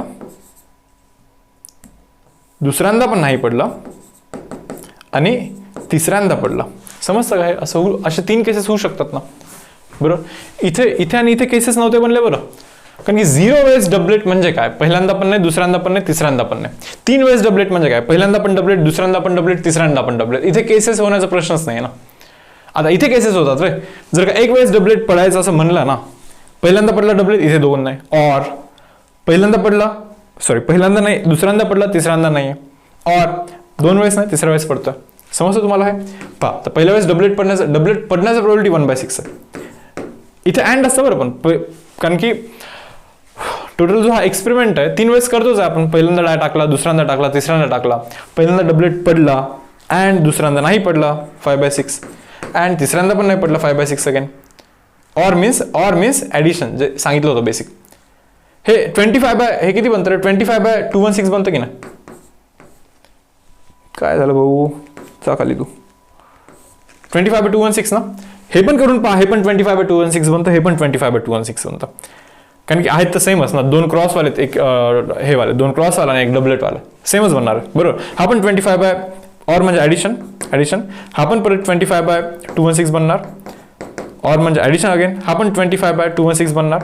दॅट मीन्स हा 25 इज 75 गाईज डिवाइड बाय 216 असं बनणार आहे तो. झेपतं का तुम्हाला हे? ओके. आणि आता लास्ट काय म्हणतात पहा, आता दोन डबलेट पडण्याची आपल्याला प्रोबॅबिलिटी फाइंड करायची. दोन डबलेट कसे होत असतात, पहिल्यांदा डबलेट पडला, दुसऱ्यांदा पण डबलेट पडला, बट तिसऱ्यांदा डबलेट नाही पडत आहे. और पहिल्यांदा डबलेट पडला, दुसऱ्यांदा डबलेट नाही पडत आहे बट तिसऱ्यांदा पडतोय. और पहिल्यांदाच डबलेट नाही पडत आहे बट दुसऱ्यांदा पडतोय आणि तिसऱ्यांदा पण पडतोय. अशी 3 केसेस होणार की नाही बरोबर. मग पहा, पहिल्यांदा डबलेट पडला म्हणजे 1/6, दुसऱ्यांदा पण पडला 1/6, तिसऱ्यांदा नाही पडला म्हणजे 5/6, और मीन्स ॲडिशन. पहिल्यांदा पडला म्हणजे 1/6, दुसऱ्यांदा नाही पडला म्हणजे 5/6, तिसऱ्यांदा पडला म्हणजे 1/6 अगेन, और मीन्स अगेन ॲडिशन. पहिल्यांदा नाही पडला म्हणजे 5/6, ओके, दुसऱ्यांदा पडला म्हणजे 1/6, तिसऱ्यांदा पण पडला 1/6, 6 6 6 216, 5 + 5 + 5 इज 15/216. किती 15 डिवाइड बाय 216 असं बनलं पाहिजे पहा. यार हे झालं प्रोबॅबिलिटी डिस्ट्रीब्युशन. तेच म्हणतात ना, find probability distribution of number of डबलेट्सचं इथे मी प्रोबॅबिलिटी डिस्ट्रीब्युशन तुम्हाला फाइंड करून दाखवलाय. यस, तर पहा अनुराग, क्लिअर आहे का डाऊट? पहा. ओके, जाऊ पुढे मी. नेक्स्ट सम पहा रे काय. A probability mass function of a random variable x is, probability mass function दिलाय. ओके, पहा. एक्सपेक्टेड व्हॅल्यू काय असेल म्हणे, एक्सपेक्टेड व्हॅल्यू ते आपल्याला विचारतात की एक्सपेक्टेड व्हॅल्यू काय असेल.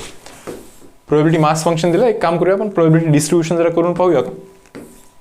इथे लिहितो एक्स, इथे लिहितो पी ऑफ एक्स. ओके, इथे लिहितो पी आय एक्स आहे, कारण की मीन करायचं ना इथं. एक्सपेक्टेड व्हॅल्यू म्हणजे पी आय एक्स याचं समेशन करायला लागतं बरोबर. एकदा आपण काय करूया, पाहूया की एक्सच्या काय काय व्हॅल्यूज होऊ शकतात. ते म्हणतात एक्सची व्हॅल्यू 1 2 3 4 अप टू एन म्हणे. काय 1 2 3 4 अप टू एन. हा सम केलाय बरं असा, बट तरी पण करून दाखवतो पहा परत.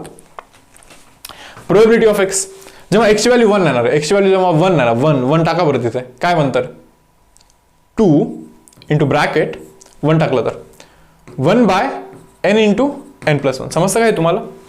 जेव्हा एक्सची व्हॅल्यू 2 टाकाल ना तिथे 2 टाका, एक्सच्या जागी 2 टाका, 2 bracket 2 divide by n into n+1 बनतो.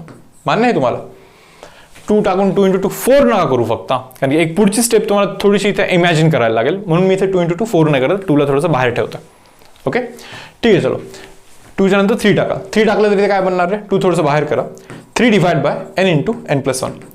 ही पुढची जी स्टेप आहे ना इमॅजिन करायची नाही का, हे थोडंसं प्रॅक्टिसने होईल, असे सम्स परत परत केल्याने होईल बरोबर. मला असं आठवतं की हा असा एक सम असाइनमेंटमध्ये पण मी घेतला होता कोणता तरी, आणि तिथे सांगितलं होतं की काहीतरी एक मिस्टेक आहे, इथे 2 असला असता तर सम करेक्ट बनला असता असं सांगितलं होतं मी नाही का. ओके, आता कोणाला आठवतं माहीत नाही मला, बट आठवत असेल तर प्लीज कमेंट करा, सांगा मला की आठवत होतं. तो एक पर्टिक्युलर सम होता, बहुतेक PYQचा सम होता, कुठला तरी होता यार, आठवत नाही मला एक्झॅक्टली, की टेक्स्ट बुकमधला होता मे बी, MCQ असं असेल. ठीक आहे यार, चलो काय करायचं आपल्याला, तर टाकतो मी पुढचं 3 टाकलं तर काय बनतं रे, 3 झालाय बहुतेक. 4 टाकलं तर काय बनतं, 2 कॉमन करा, 4 टाका इथे, 4 divide by n into n+1 करतो इथं, बरोबर आहे यार. हे असं होतच जाणार आहे बरोबर. शेवटी काय बनणार आहे माहिती ना तुम्हाला, n टाकला तर 2 × n divide by n into n+1 असं बनणारच ना. मग मी काय म्हणतोय PIXI करून घेऊया यार, जरा PIXI करू, करा multiplication. 1 × 1 is 1 square, means 2 × 1 square divide by n into n+1. Done. PIXI हे पहा, हे 2 जरा बाहेरच ठेवतो, 2 × 2 that is 2 square divide by n into n+1. मान्य. PIXI हे 2 बाहेरच ठेवतो जरा, 3 × 3 that is 3 square divide by n into n+1. मान्य.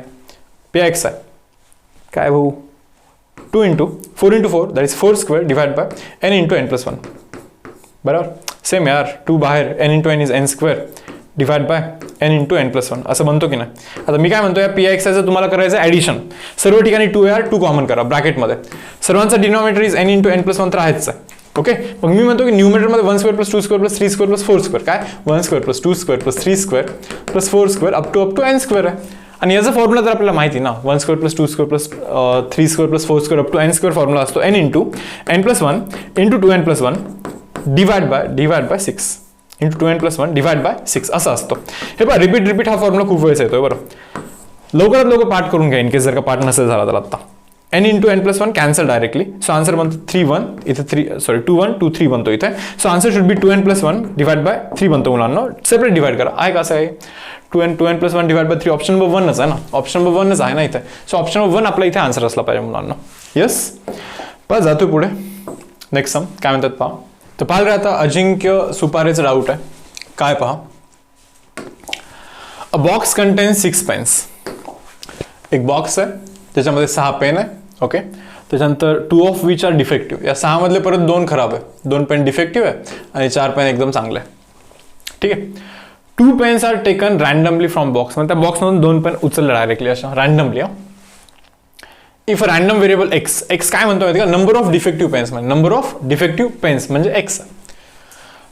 Then the standard deviation of x काय असेल, म्हणजे एक्सचं स्टँडर्ड डेव्हिएशन काय असेल, म्हणजे व्हेरियन्स काढून त्याचं अंडर रूट. बरं ठीक आहे यार,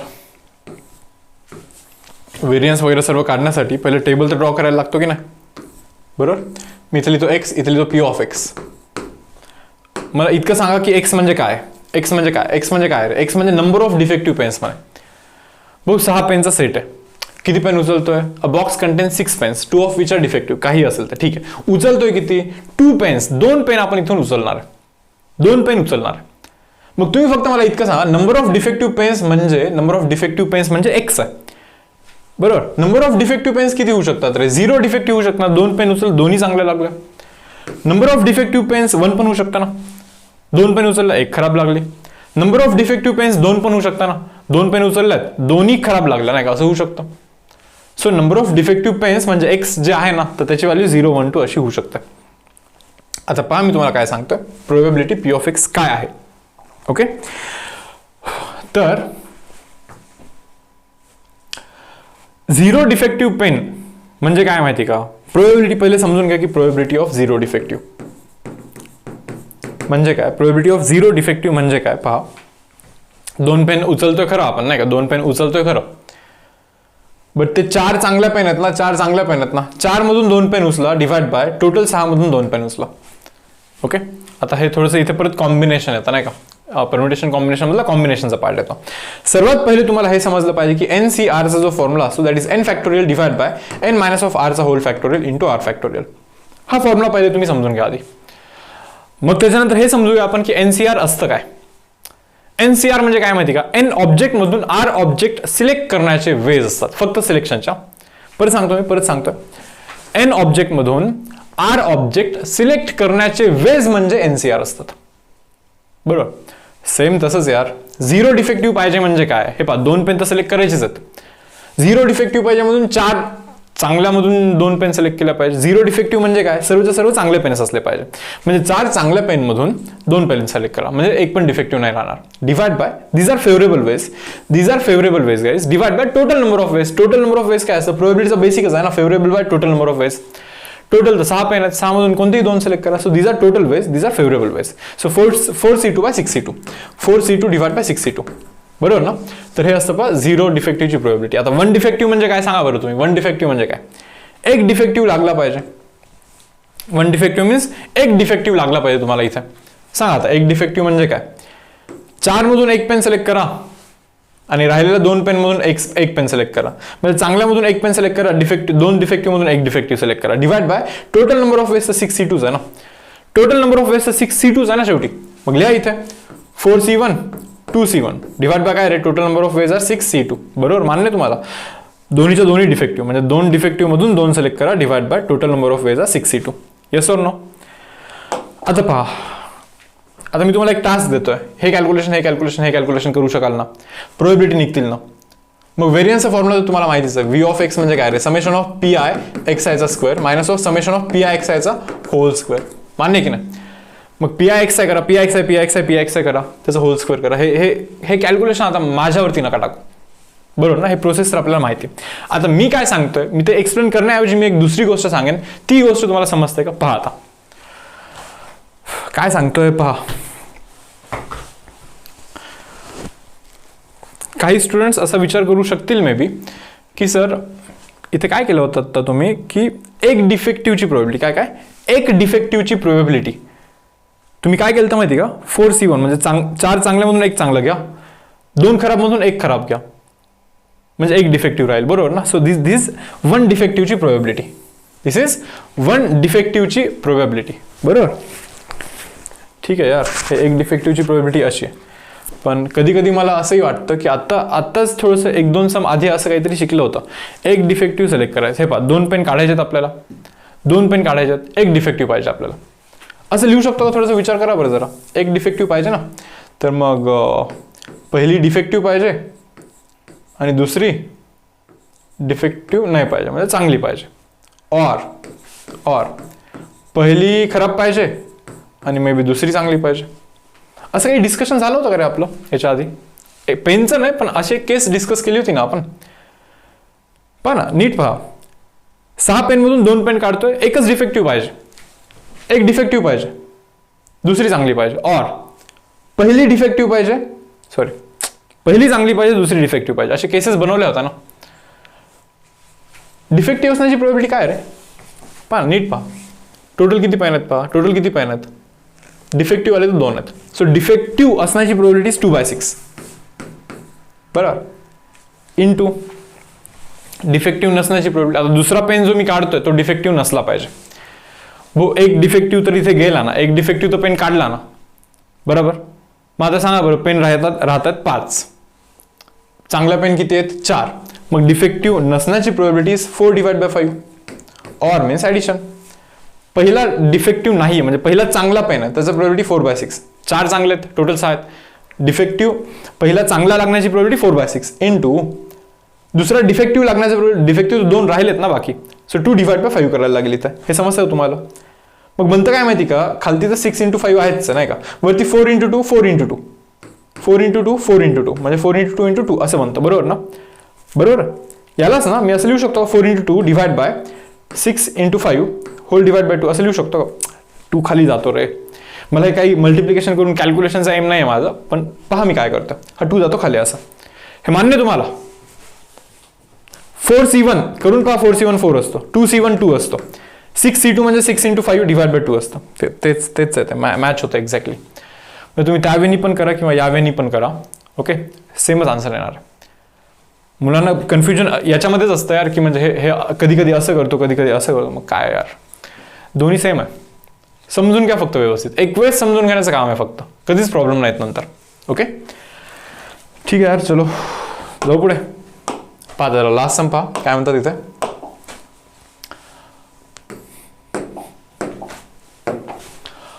A bag contains 4 red 6 black balls. 4 red ball आहेत, 4 रेड बॉल आहेत, 6 ब्लॅक बॉल आहेत. ठीक आहे यार, 3 बॉल आपण काढतोय रॅन्डमली. ठीक आहे, then the probability distribution of number of red balls will be. हे पहा मी करून नाही दाखवणार रे बाबा पूर्ण, फक्त थोडं सांगतो व्यवस्थित. ओके, प्रोबॅबिलिटी डिस्ट्रीब्युशन म्हणतात म्हणजे एक्स आणि पी ऑफ एक्स. सांगा जरा मला की A bag contains 4 red आणि 6 ब्लॅक बॉल्स. ठीक आहे, 3 बॉल आपण काढतोय, 3 बॉल काढतोय.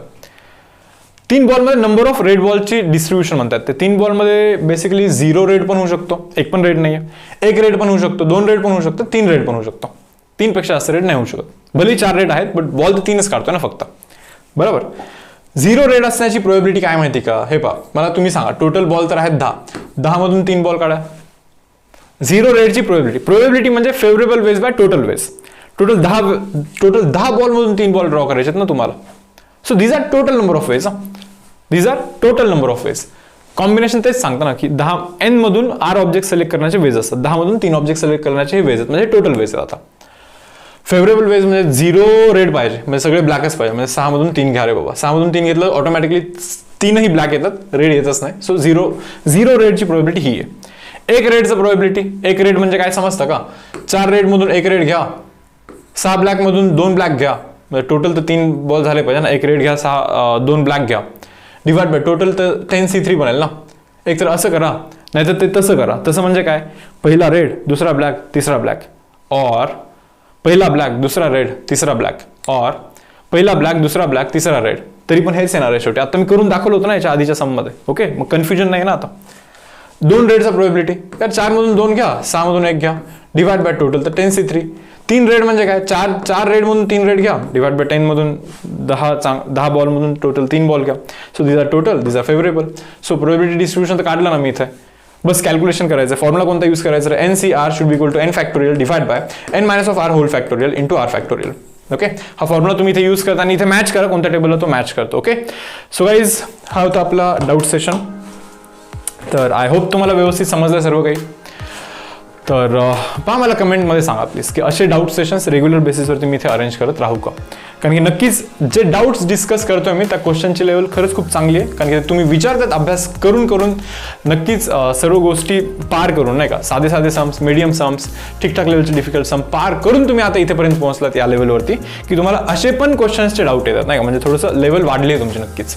ओके, तर मला वाटतं की मे बी असं कंडक्ट करू शकतो, बट तुम्ही सांगा जर का तुम्हाला हे प्रोडक्टिव्ह वाटलं, ओके, तर मी नक्की कंडक्ट करायला सुरू करेन असे. ओके, सो सेशन गाईज मी इथे क्लोज करतो. भेटूया आपण नेक्स्ट सेशनमध्ये, नेक्स्ट वीकमध्ये विथ डेरिव्हेटिव्ह्ज. ओके, चलो बाय.